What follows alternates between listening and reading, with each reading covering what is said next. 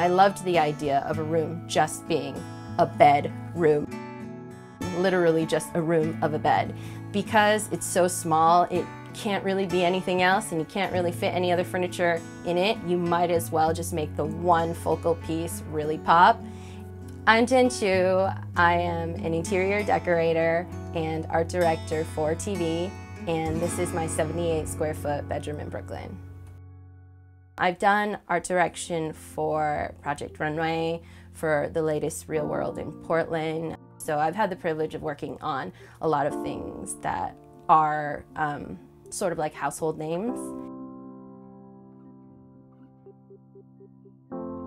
My bedroom is a 1.5 apartment, as they say. I live in the 0.5 and my roommate lives in the 1 full bedroom. My room is just unusually small.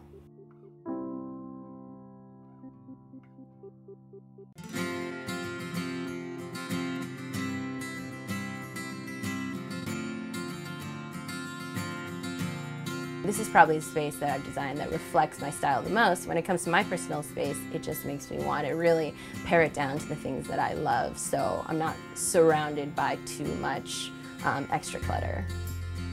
I knew from the get-go that I'd always wanted a canopy bed, and for the longest time I thought that your bedroom would have to be huge to be able to pull it off. But then I realized maybe a really small room would be able to accommodate one too. This bed is actually one multi-purpose piece of furniture. It is not just a bed, but it also serves as a seat because I sometimes sit with my legs dangling under the shelf. The bed has trapdoors underneath where I keep 2 giant pieces of luggage. The shelving unit is really essential, I think, to the design of the space. It allows me to display a lot of the things that I've collected throughout my travels. One of my favorite things to do is go through really high-end art magazines and rip out pages of beautiful work and frame them. I know that it's kind of a cheap way of going about it, but I like that because you can periodically change things and you don't have to feel so obligated to feature a piece that you might have spent a lot of money on.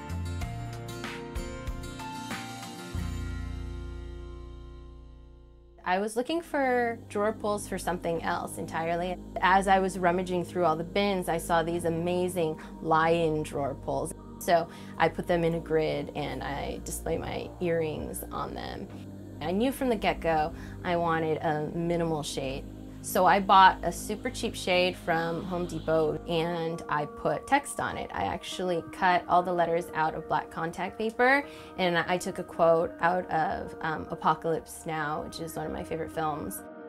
I'm really lucky that I have a little entry vestibule coming into the room, so I have a place to store all of my things. It gets dark in the vestibule and it gets dark in that corner of the bedroom, and I love the fact that I can put one lamp that's right in between 2 rooms and just pull it back and forth. I think when people come into my space, usually they say first, "Oh my God, it's so small." And then secondly, they say, "It's actually bigger than I thought it would be based on the pictures." I think people are surprised that when you're actually in here, it doesn't feel claustrophobic at all. It has a really warm, nest-like feeling to it.